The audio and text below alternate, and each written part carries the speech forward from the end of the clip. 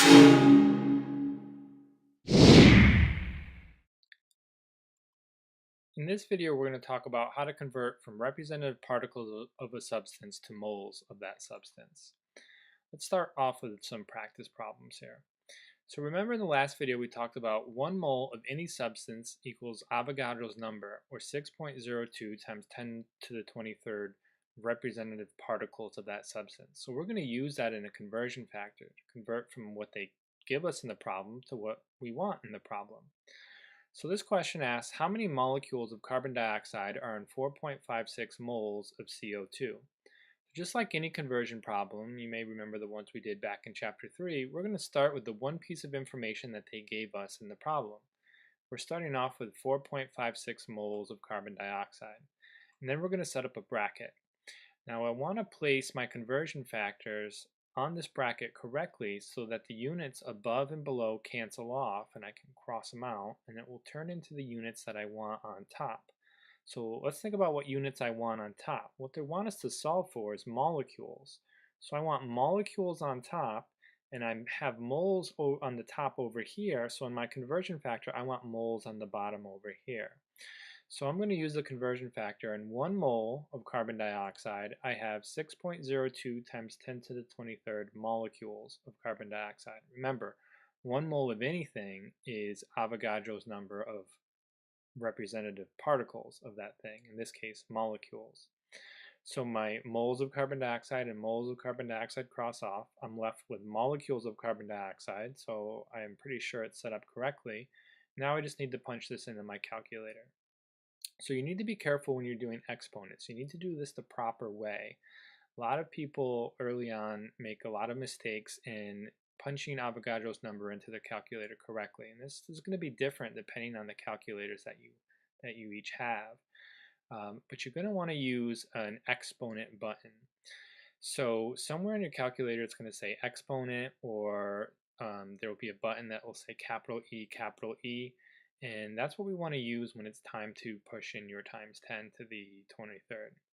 So in your calculator you want to go 4.56, remember we multiply everything on the top, times 6.02, and then your exponent button. For most of you that's going to be second function EE, and then you type in 23. You never ever hit times 10 and then try to raise that 10 to the exponent.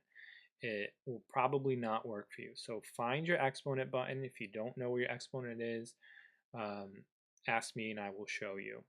So once again, we multiply everything on the top, divide by everything on the bottom. If it's a 1, we can skip it. So 4.56 times 6.02, exponent button, 23, enter. And if you punch that in your calculator correctly, you will get 2.75 times 10 to the 24 molecules of carbon dioxide. Let's do another one. How many moles of water is 5.87 times 10 to the 22 molecules? So again, start with what they give you. 5.87 times 10 to the 22 molecules. We're going to set up our bracket, and I want molecules on top to cross off with molecules on the bottom. And I want it to turn into moles. I want to know how many moles of water this is. So I have Avogadro's number of molecules of water in 1 mole of water. And 1 mole of anything, we have 6.02 times 10 to the 23 representative particles of that thing. Okay, so now we divide. 5.87 exponent button 22 divided by 6.02 exponent button 23, enter. Oh, these units will cross off, of course, leave us with moles. If you punch this correctly into your calculator, you will get 0.0975 moles of water. How about this one? How many moles is 7.78 times 10 to the 24 formula units of MgCl2? So I'm using the term formula units here because MgCl2 is an ionic compound. That's a metal bonded to a nonmetal with ionic bonds. So it's a formula unit, not a molecule. This is no different than any of the other problems we've done so far.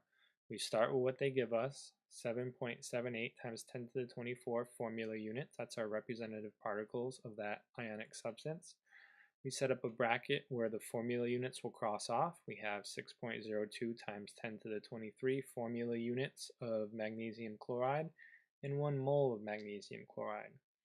So you just need to divide these two numbers in your calculator. If you use your exponent button correctly, you will get